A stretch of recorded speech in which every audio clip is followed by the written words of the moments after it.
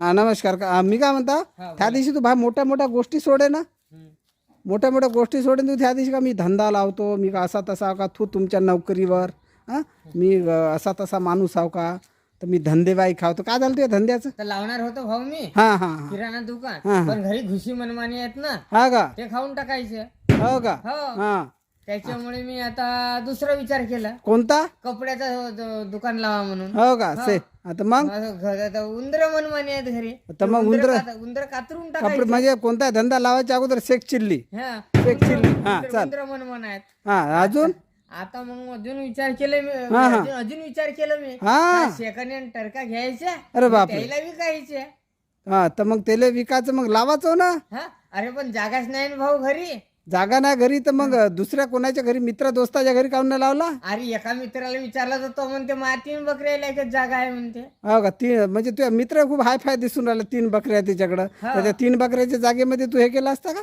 हा आता तो म्हणते माझ्याकडेच जागा नाही भाऊ हो का? म्हणते हो. हा.